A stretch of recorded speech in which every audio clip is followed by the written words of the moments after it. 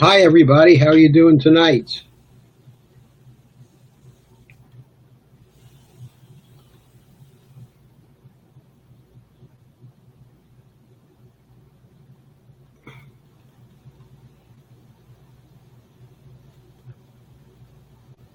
Okay, is anybody out there? I hope so. I hope you're out there.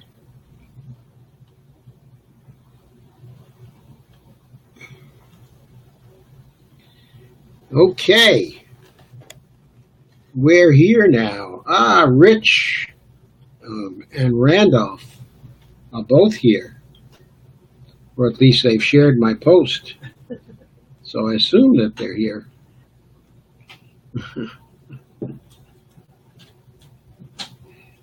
Okay, I hope everybody's having a good time tonight. We really haven't started to swing yet. Did any of you see the video Steve cut last night? That was one outstanding video. It was really terrific. And I recommend that everybody watch that one. It was really one for the ages from an MMT policy point of view.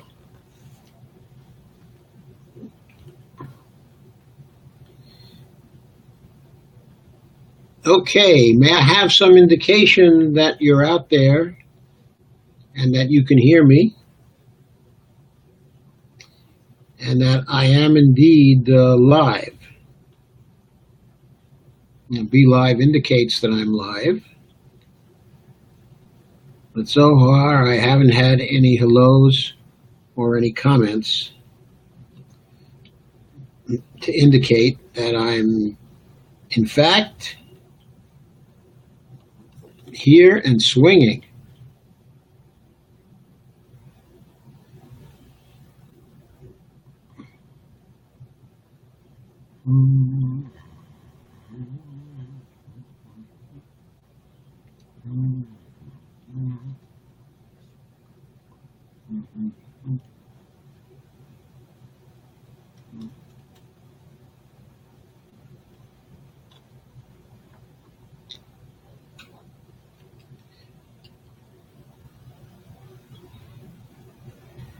Okay, have we officially started yet?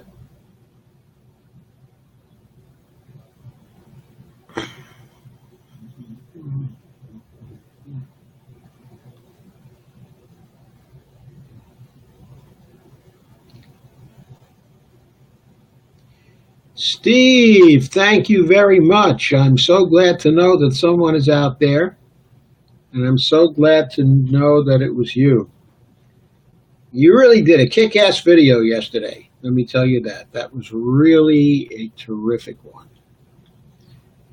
I think you hit a home run on that one. You certainly seem to touch all the bases.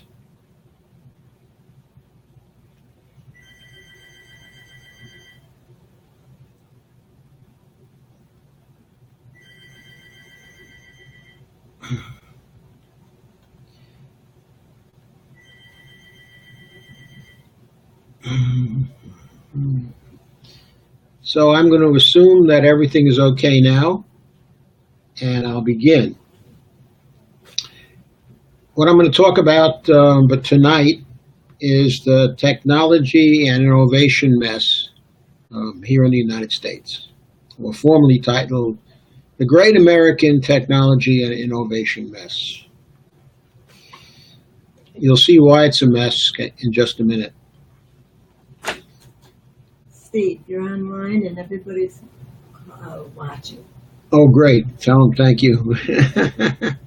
No, that was Steve on the phone informing me that indeed I am online and everybody is watching. Great. So, current technology and innovation policy is generally facilitating control of the 99% by using selective knowledge frameworks and manipulating data, overlooking and even removing data streams appearing to contradict policies supporting a so-called necessary resource model and the leadership group in charge. Most of that last is a quote from my colleague at Real Progressives, Mark Harvey. And I thank him for the thought. It's certainly a true thought. Certainly when you look at economics and you look at the mainstream and what they talk about and what they consider, they don't do any heterodox economics. They only give you the same narrative, the same old story that they've been talking about before a very long time. Okay.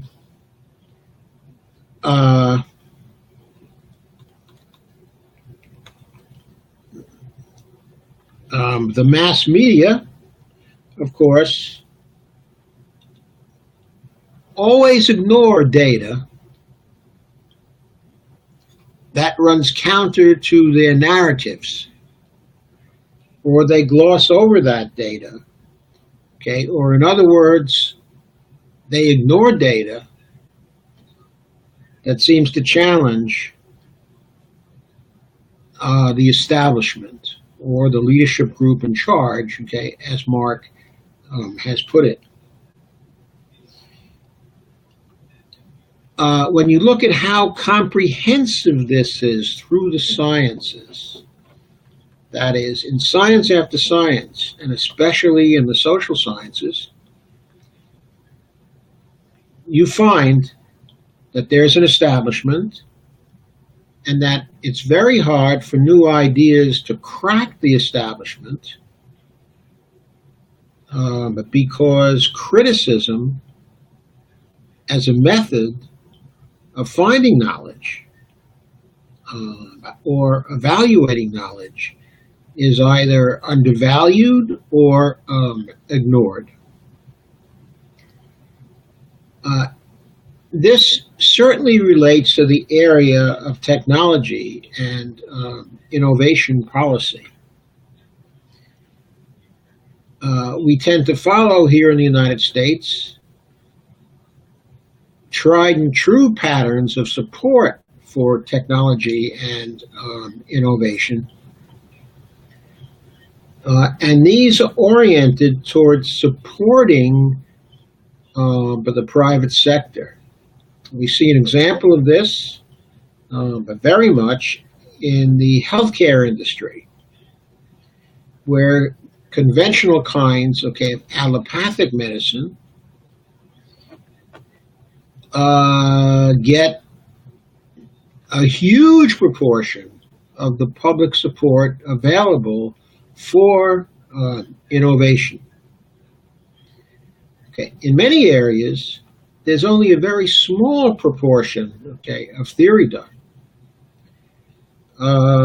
Those of you who are familiar with the area of research on cancer, there really is surprisingly little theory as to what causes cancer, okay, and as to how it can be prevented in individual cases. There's no really good systems theory. What we're looking at instead is tons and tons of dollars devoted to three major forms of treatment. Those are either poisoning the cancer, or burning the cancer out, or cutting the cancer out. And after those methods are used, there's not much research on holistic methods of strengthening the immune system and making cancer much less likely to recur. Once patients seem to be cancer-free, there's very little follow-up by the doctors. Basically, they leave you alone. Okay. They don't seem to support or care about changes in lifestyle at all. And they don't seem to support very much in the way of mainstream research on what changes in lifestyle are really effective. Well, that's only one example. Of course, in most fields,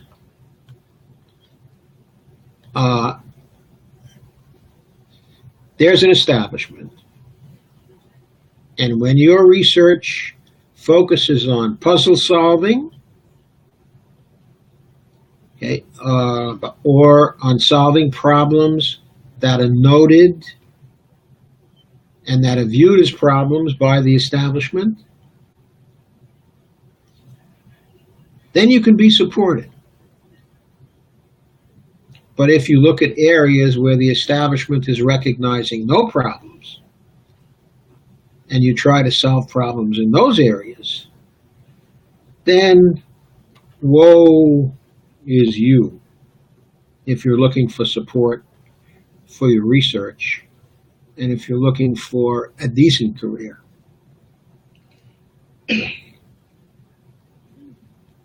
It seems as though the knowledge areas within our society are very segmented and very fragmented. And in each of the areas, there's an establishment, there's an elite, and there are filters which prevent new notions and new knowledge claims from breaking through and not necessarily becoming successful, but receiving the attention they deserve. In short, technology and innovation policy is in a mess. It does not support public purpose. It is overwhelmingly biased to serve the private for-profit sector and supports pure scientific research only very grudgingly.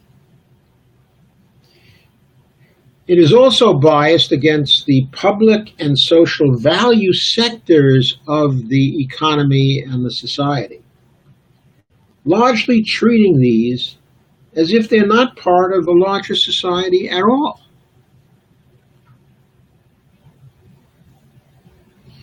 Now, this, of course, is due to neoliberalism and the dominance, okay, of liberalism, of this form, okay, of ideology over the last 40 years or so in the United States.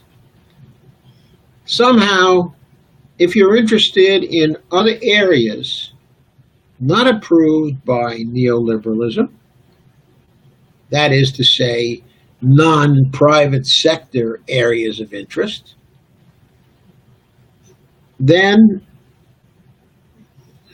there won't be any funding.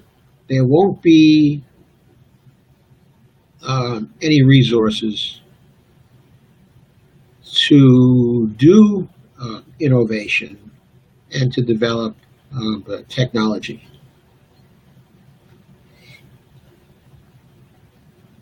So, for real progressives, technology and innovation needs policies facilitating technological advances, serving other policy areas other than technology, okay, and innovation itself, and indirectly through these areas, serving public purpose.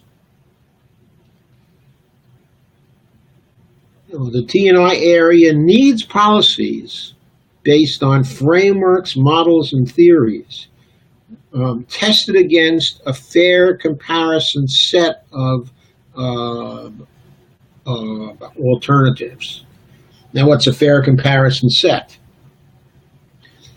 Well, having done lots and lots of research in the social sciences since the early 1960s, there's a very familiar pattern there in most of the social sciences.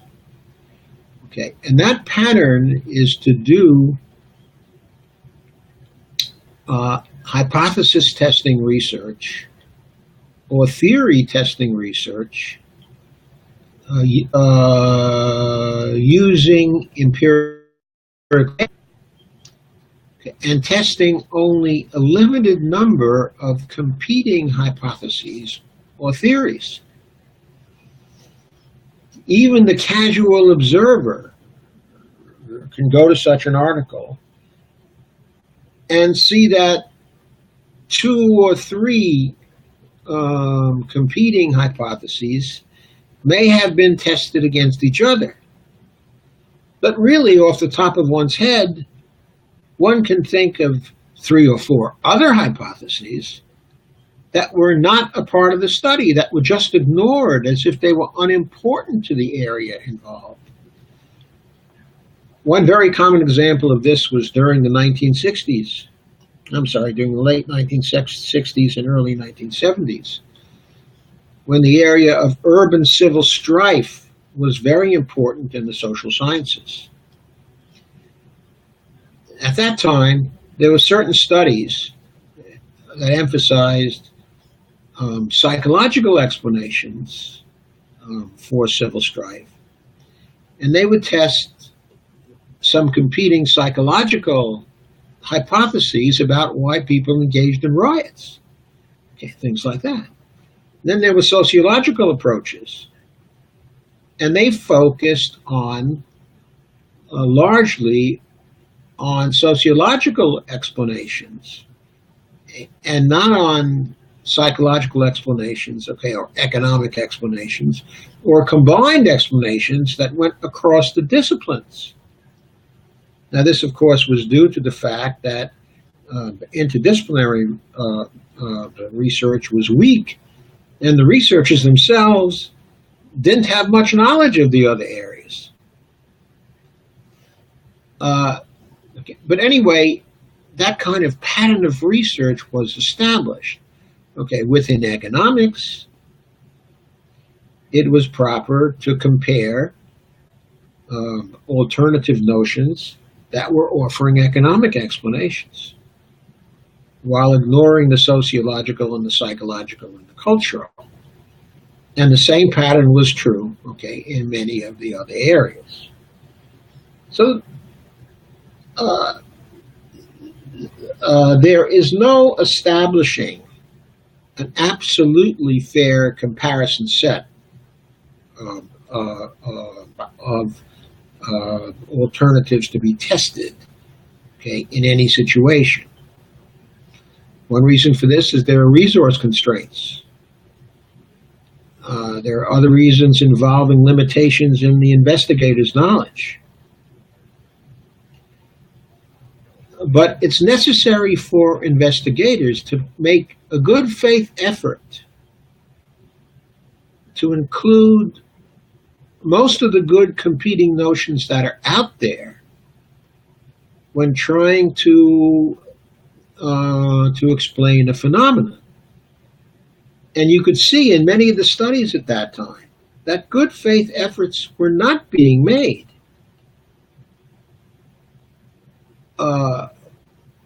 It was almost a political thing when people who were liberal, we would say progressive today, were doing research on civil strife. They tended to ignore the conservative explanations for civil strife. And when conservatives were doing research, they would not offer the conservative explanations.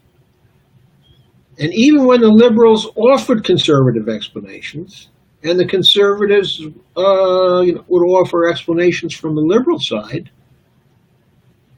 the competing ideas were not tested fairly.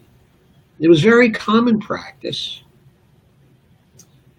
but to erroneously formulate what the liberal position was before conservatives constructed a test.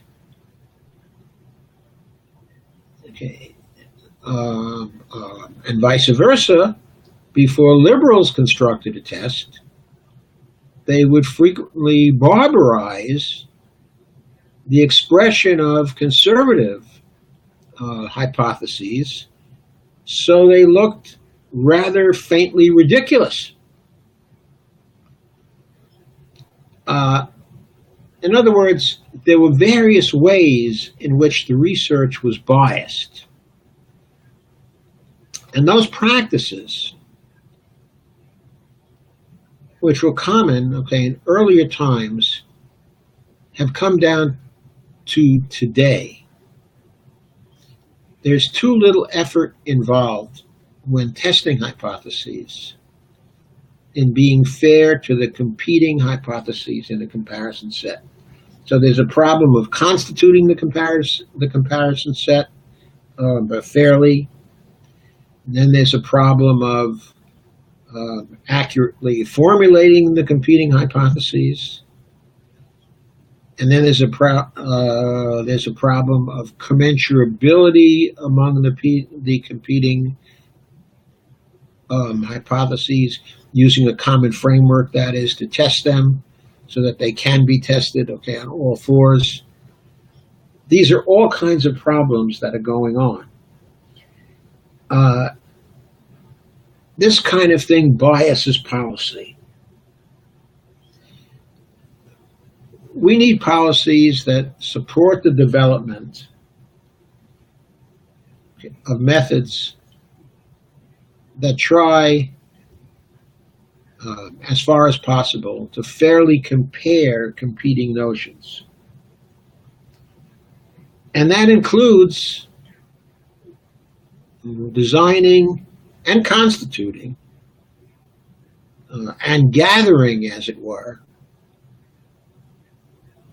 But it's never a matter of gathering self-evident data that is simply sitting out there.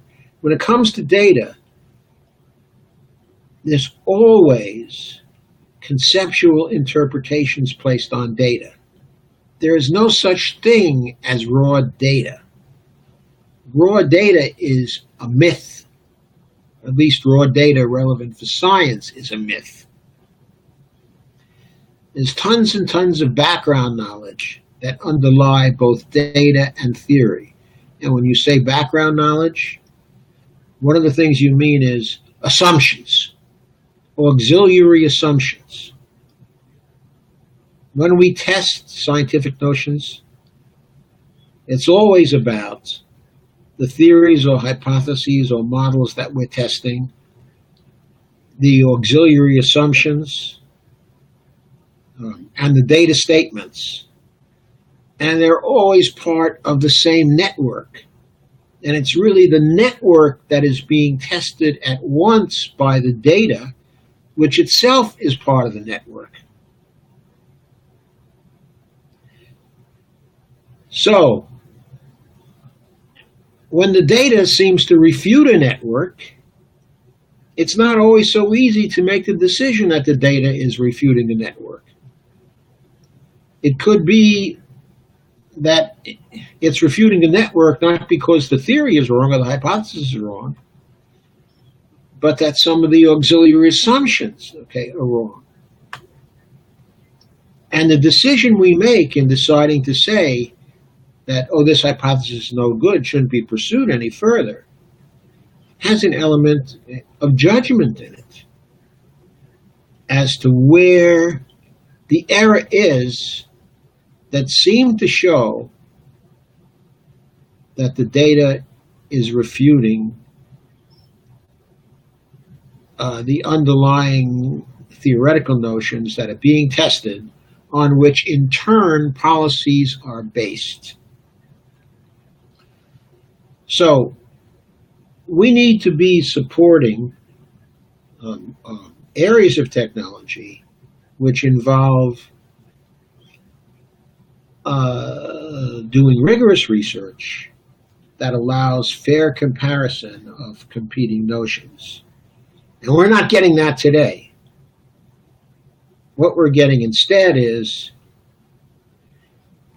research that builds in biases, not because of the limitations of all research, okay, or all researchers, but that builds in biases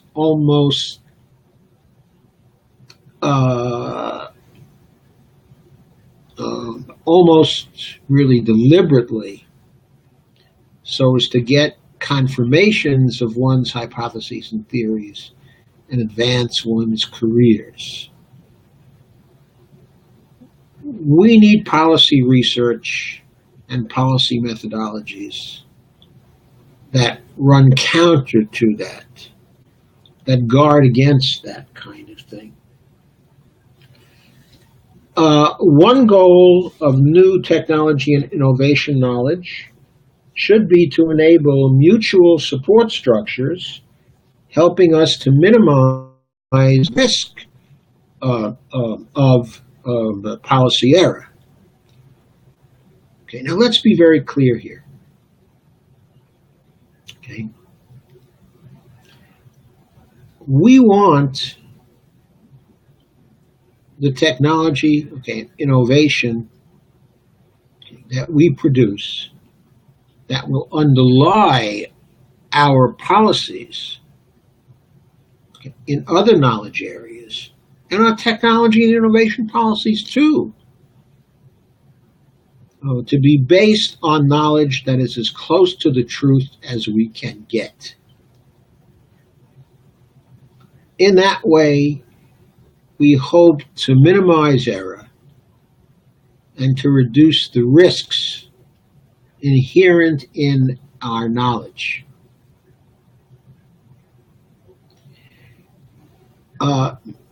And risk is not just an element of likelihood of the truth of the hypotheses or theories. It also has to do with the cost of being wrong. That is, the cost of accepting the wrong hypothesis or theory. And this notion comes very clearly in statistical testing, where there's such a thing as type 1 errors, and also type 2 errors. Now, when it comes to quality control, those types of errors may not be quite so costly. But when it comes to healthcare policy, they may be very, very costly. Costly in dollars, costly in time, costly in the lives of people. Okay. So, what's our overall objective? We want to become the best people we can be, individually and collectively, and to reach beyond our personal survival instinct to create new technologies supporting the survival of our planet and proving we deserve to survive as a species in perpetuity. And once again, thanks to Mark Harvey for the language formulation here. We were working together over a period of time, and I placed some of his language in my presentation tonight. Anyway, we need the technology and innovation area to support through our policy recommendations, creating laws for realizing a real-world human-centric and a real-world diversity-centric innovation system. We want a system of innovation that doesn't favor any particular groups, but that takes the needs of all kinds of different groups into account.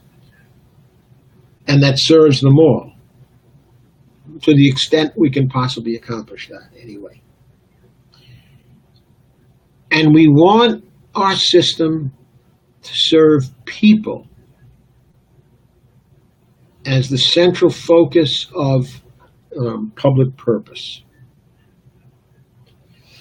So we want a system that's designed from the grassroots up, serving each of the policy areas that we're concerned with as real progressives, as well as it's the technology and innovation area itself. So when you're doing technology and innovation work, there's a certain reflexivity there. That is, you're not only thinking about technology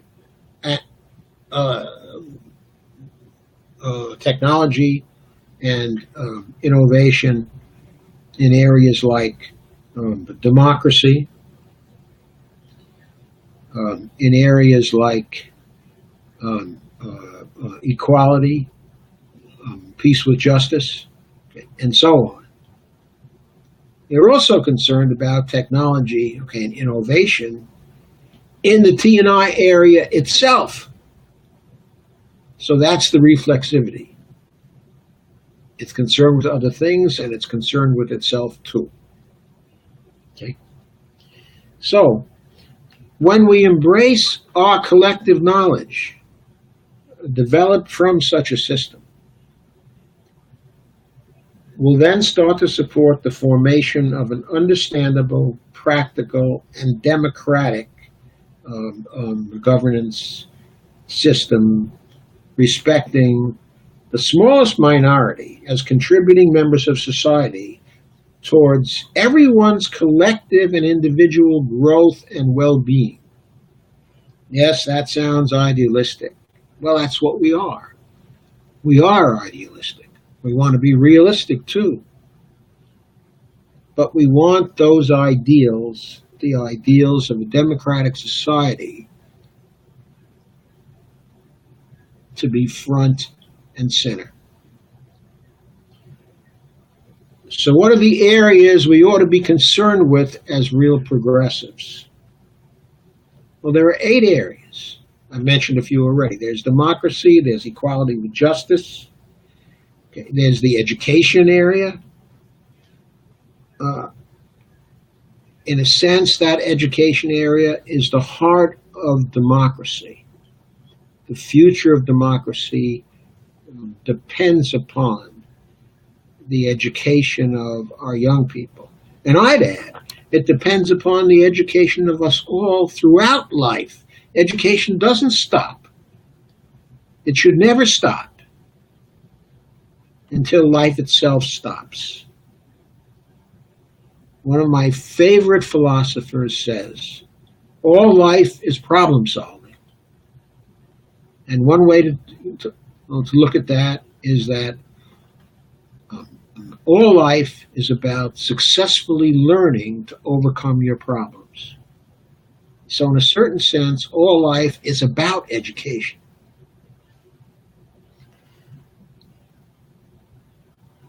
The other areas we ought to be concerned with are economic justice,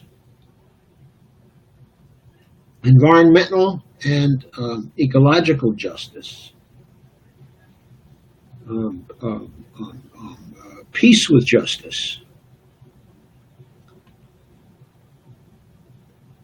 That is to say, are we justice-oriented? You betcha. Real progressives are justice-oriented.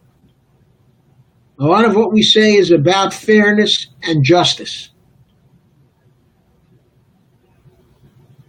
That's what accounts for the anger we often feel when we see injustice. And in a way, that anger keeps us going. It keeps us striving to introduce a real progressive's legislative program and the improvements to our democracy that implies. Okay, and the final two areas, one is technology and innovation itself. Okay, and the other is health and nutrition.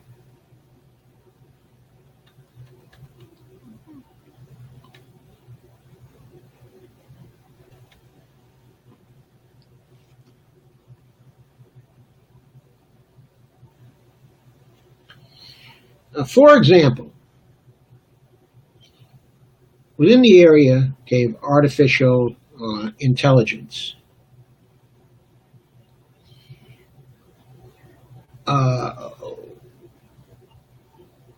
we recently have experienced a great deal of anxiety about the wholesale disappearance of jobs in the near future as an extreme instance of both economic injustice and growth in economic inequality, to even a further extent that we see it today.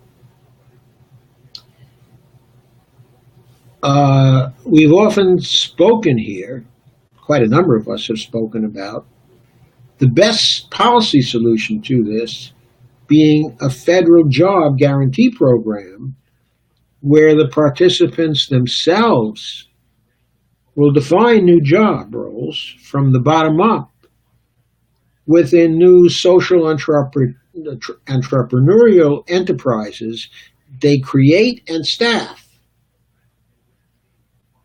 in order to produce outcomes that have a great deal of social and public value. Now, we don't often think of technology, and innovation tied up here. But it is. It truly is. Because technology and innovation policy can support such a program by creating a division for modeling the potential implications of technology advances for supporting new social enterprises and job roles, and then facilitating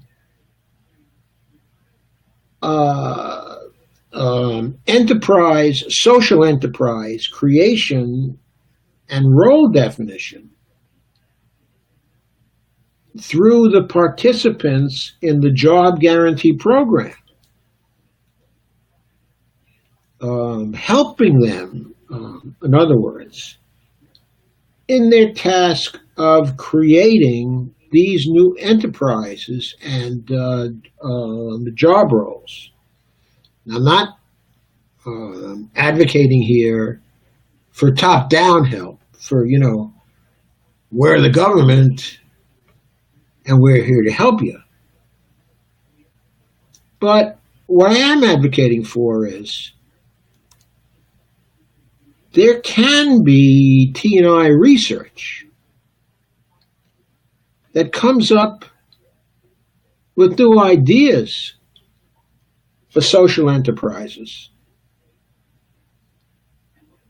and with new ideas for technology advances and with new job roles. And participants in the job guarantee program can go to information sources about that to help them in their tasks of defining the enterprises they want to create and the job roles they want to fill, with, of course, the federal aid coming from the job guarantee program. Once again, we want to make clear the actual enterprises will be locally formulated and locally administered. And the federal government will have a limited funding role. So this requires no expansion of the federal government, Okay, it can even be done through contracting. I won't say private companies because they're not quite private. I mean, they're private in the legal sense that they're not government, but they can be social entrepreneurial companies that would acquire government support for research activities of this particular kind, federal government financial support, to help others at the local and community levels create their own social enterprises.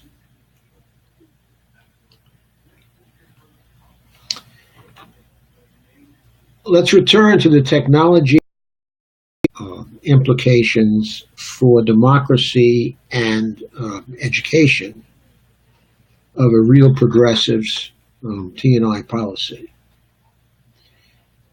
Of course, we know democracy is in a shambles in the United States. We're clinging to its form, but daily we're abandoning its substance to manipulations and subversion by a coalition of our political parties, our interest group lobbies, at least the established interest group lobbies, the media, the wealthy, and the multinational corporations. We're all witness to this going on constantly.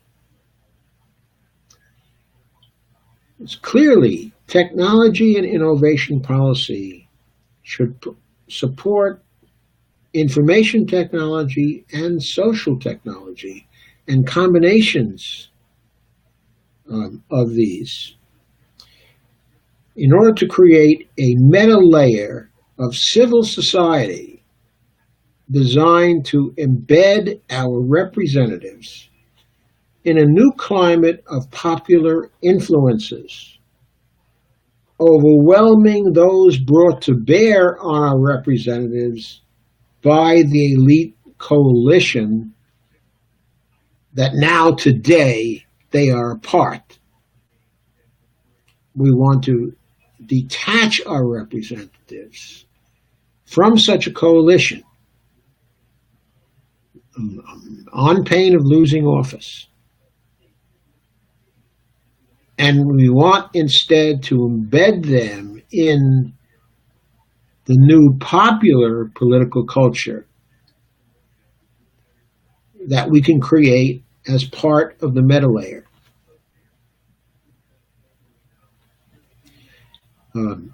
Education is another area where neoliberalism is in the ascendancy.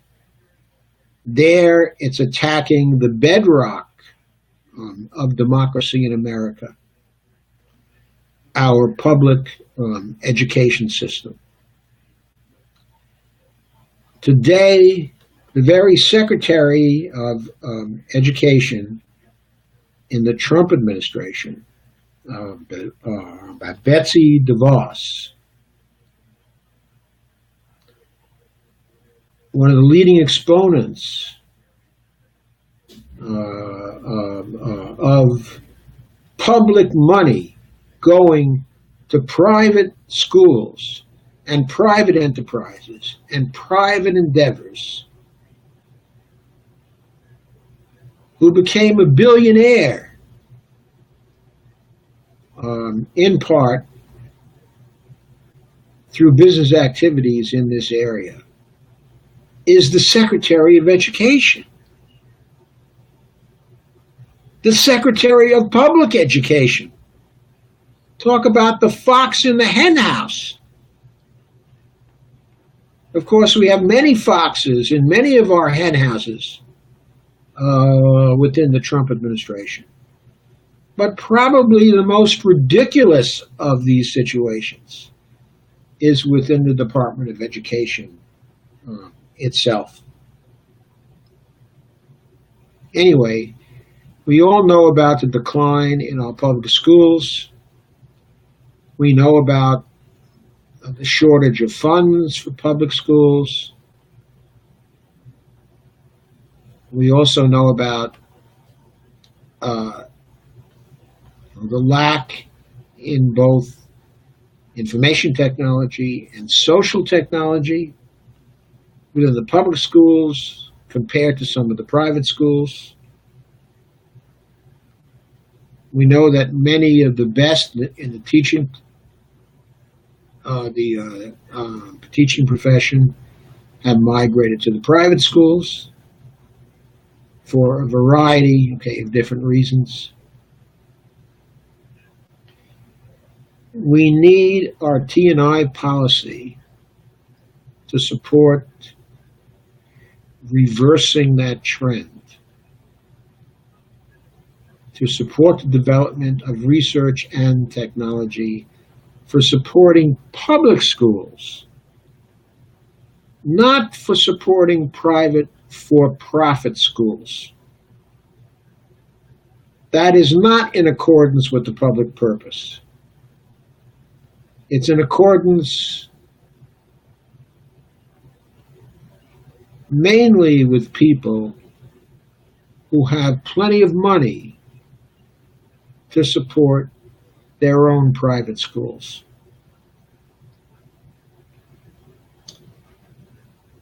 If we care about our democracy, we're going to reverse that situation. And we're going to make our public schools great again.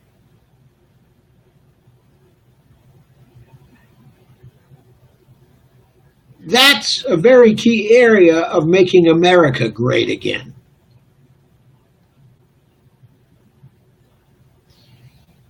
Thus far, our information technology has tended to support privatization, of education,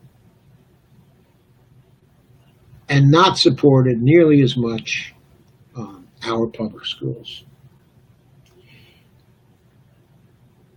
The technology and innovation area needs to emphasize both artificial intelligence advances and social technologies supporting collaborative learning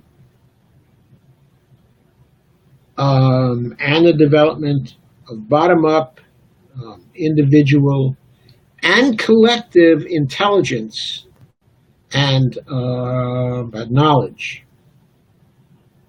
What is collective intelligence? In my view, that is a high capacity to learn. The greater the capacity to learn, to solve problems that groups have, the greater the collective intelligence of those groups.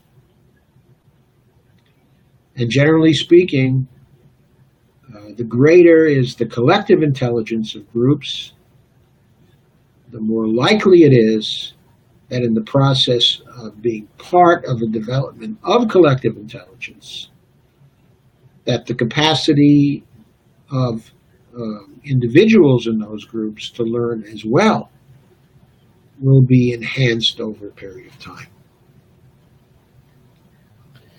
So here are some other areas. The environmental and ecological justice areas and the peace with justice areas. These areas demand, the environmental and ecological justice area demands new technologies based on the hard sciences as well as the social sciences. Just some examples. We need to further advance development in the areas of energy storage. There's still a problem in those areas of maximizing the competitive position of solar and wind technologies compared to other alternatives. As rapidly as solar and wind are moving today, and I think we all know about the great progress that has been made in those areas, and the fact that in many situations they're more competitive than fossil fuel sources of energy right now.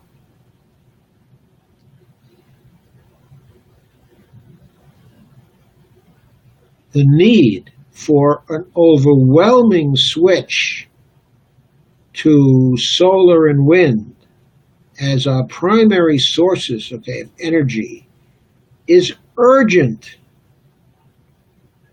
because we're on the point of losing our fight with climate change.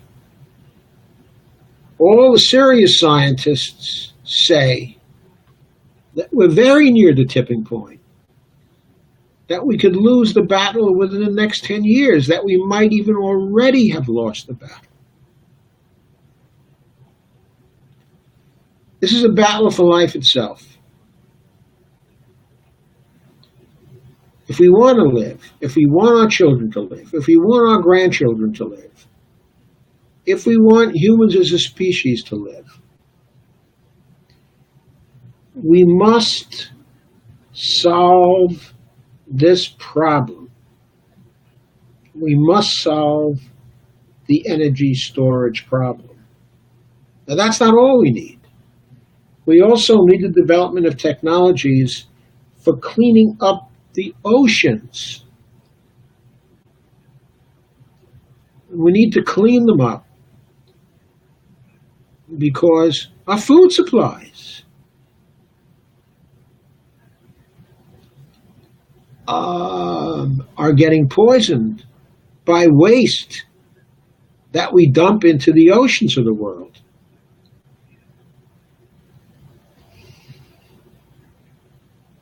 We need also development of technologies for containing the methane gases, which are on the point, okay, of liberation from the permafrost as the permafrost melts. These gases are liberated by the effect of global warming on the permafrost. We have to find ways to contain the methane gases.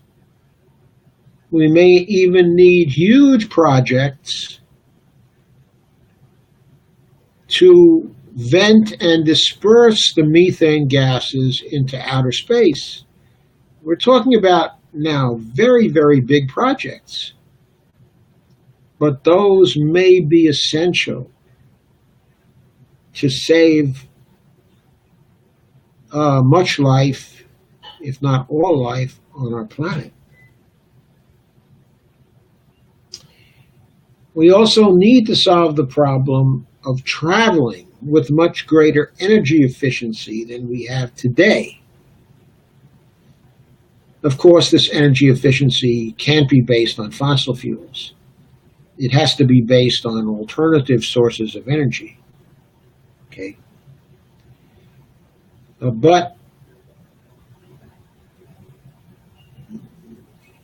new methods of travel that can move most of us more quickly and with greater efficiency and with little dispersal of pollutants into the air are just, they're just essential. And we need to have T&I policies that support our government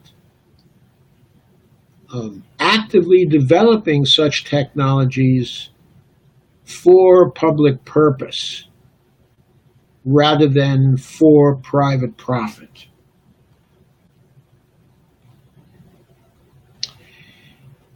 Within the area, okay, of peace and justice, what we've badly needed for a long time is the development of new and better technologies for conflict resolution and for new collaborations across groups in conflict and also across our national borders. I'm not thinking here about giving up national sovereignty in the short run,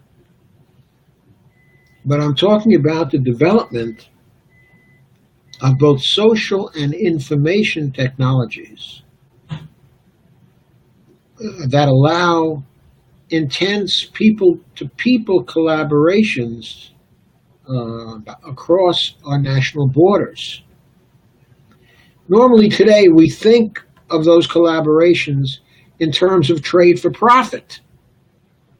And certainly trade for private profit has its place. But what I'm thinking about is more collaboration with people, okay, in other countries about techniques we can use in order to develop social technologies that make our human lives better and that are developed and that are implemented by small-scale organizations in local communities across the world using financial resources supported by monetarily sovereign governments in each of the nations whose people are doing the collaboration. I don't see much of that going on today. So finally, we come to the area of health and nutrition policy. To support the health and nutrition area, okay, of policy, there's a need for policies based on measuring the impact of the food production and delivery industry on the health of Americans. I'm talking about our food producers, and particularly the multinational corporations that have a great role in producing processed food of one kind or another, including food that's grown with the assistance of GMO seeds, and that is produced in non-organic ways. We don't have good indicators of what that's doing to our health. There's well-founded suspicion that all kinds of disabilities, okay, of older people, and also the very young, are coming from poisons introduced into our food supply by our industrial agricultural processes. We need measures of that. Now, currently, we have technology and innovation non-policy that actually prevents us, okay, from measuring the impact of that. We have to turn that around and develop positive policies that provide for continuous and accurate measurement, okay, of that impact so that we know about the damage done to that. And as for these rules in international trading policy, that we're not allowed to label our food, okay, according to country of origin, that we're not allowed to know where the food from the multinationals is actually produced. I mean, this is bullshit. It's a restriction on our right to know. As such, it's a restriction on our freedom of speech. It's a restriction on our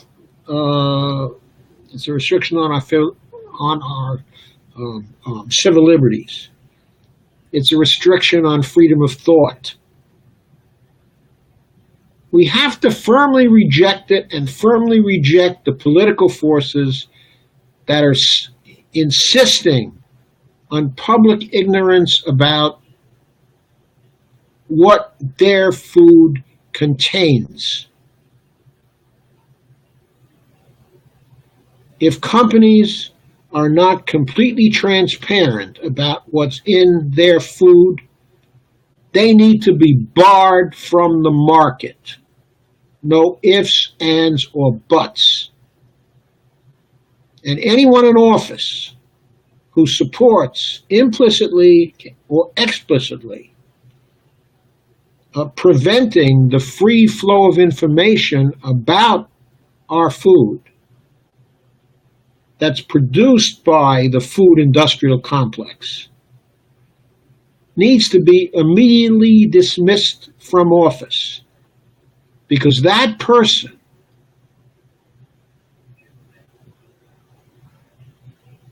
is one of the murderers by spreadsheet that inhabit so many of our industries. That person needs to be kicked out of Congress, kicked out of the state legislations, kicked out of office immediately. We also have a great need for social indicators doing a better job of measuring the impact of the various components of the health industrial complex.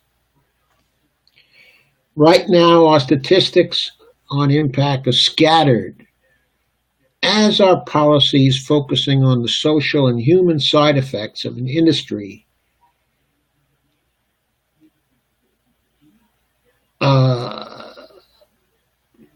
that's advanced only in those areas of technology driven by private sector interests, but also that is one of the most devolved healthcare industries in the world in terms of its human caring aspects. The human aspects of healthcare. The care after a serious illness. The care doing treatment, other than just the bare fact of treatment itself. The whole system of care, increasingly routinized, increasingly mechanized, increasingly dehumanized.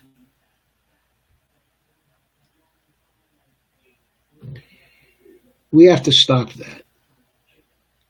But we also have to measure the impact of it in order to see its effects and to realize the full horrors of what we're doing to ourselves. We also lack good models of the impact of the health industrial complex on fatalities, bankruptcies, economic hardship, mortgage foreclosures, poverty, crime, and family breakups.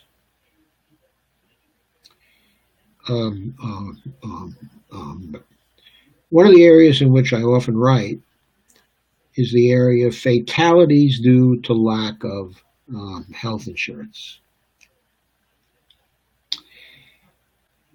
But the statistics that underlie my writing are only based on a few studies, because that's all there are out there. There's been a blackout of research in this area. I mean, the statistics may exist at the county level. Ecological statistics, okay, of various kinds. Occasional surveys. Like, until recently, death rates due to lack of health care were based on a study whose results were published in 2005. Then new results started appearing in 2013, 2014, 2015, 2016, and 17. 10 years later, a decade without any further research appearing.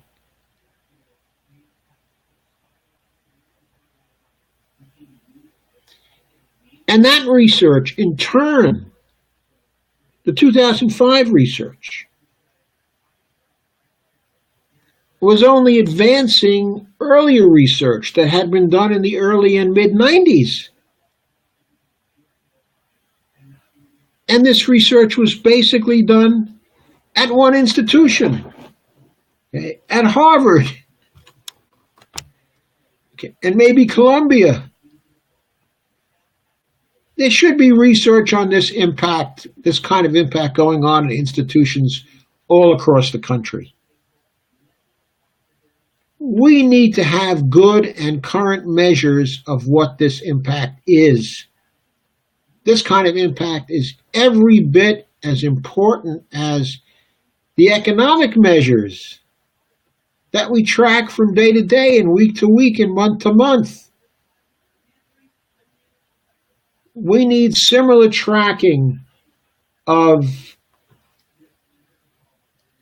bankruptcies, economic hardships, mortgage foreclosures, poverty, crime, family breakups,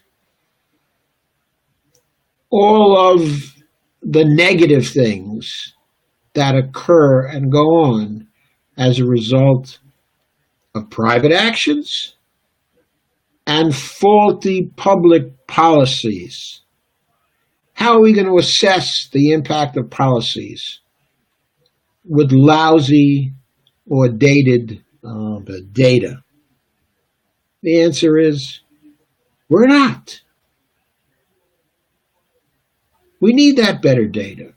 We need those measurements. There's no excuse for not having it. We've been starving federally supported research in this area for years and years and years now, because how are you going to pay for it? How are you going to pay for it? It affects this area too. We need 10 times the magnitude of research we're doing now, maybe more.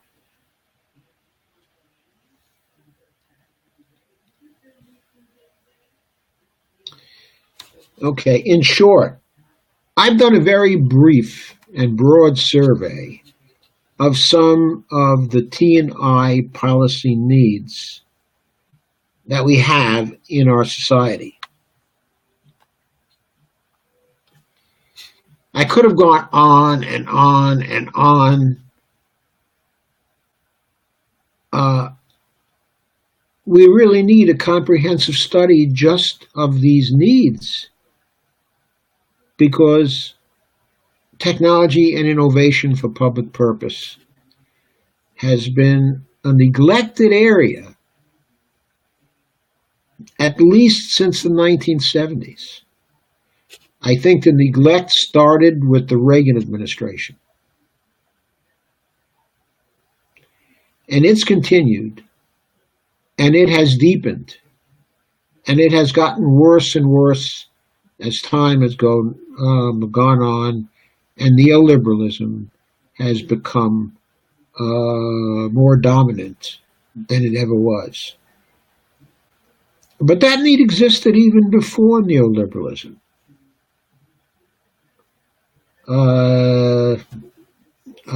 John Kenneth Galbraith was writing about the starvation, of public goods during the 1950s and 1960s. Even then, we were not producing enough in the area, of public goods. And that included social and technology innovation. And things have gotten much worse since then. And they will never get better until we rid ourselves, of neoliberalism, until we bring into common understanding the truths of public financing and public policy space potential through MMT. So, we have some time for questions on this subject, or some further questions, on MMT, if you have any. From where I sit today, I am not seeing many questions. I don't know if there have been many questions or comments. I don't know why I'm not seeing them. I'm supposed to see them at the bottom of the page.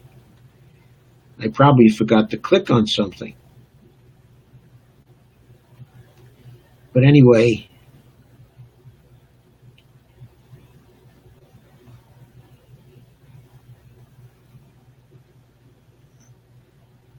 if you have comments and questions, then I'm prepared to entertain them.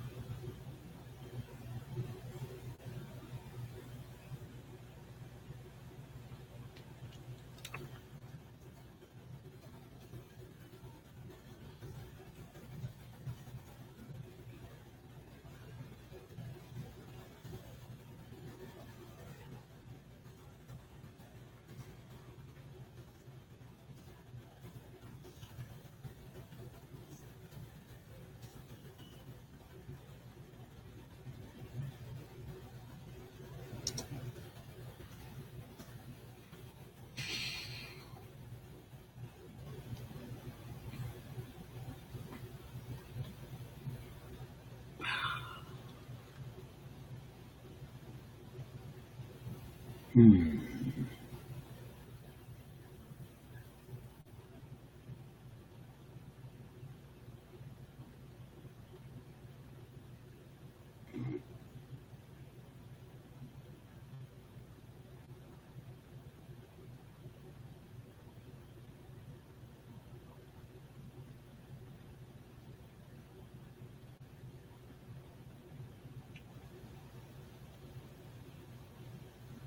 Mhm.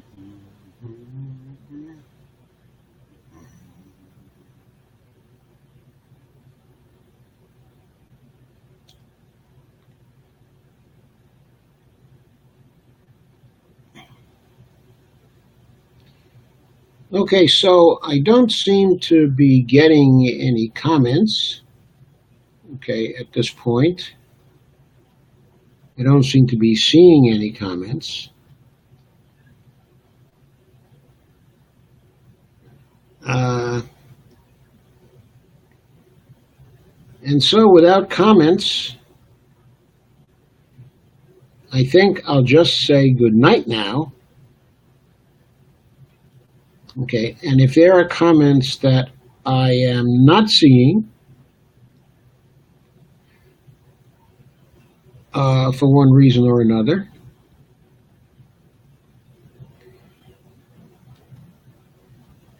then after I close, I will go to the video and look at the comment stream. Okay, and I will reply to your comments and your questions.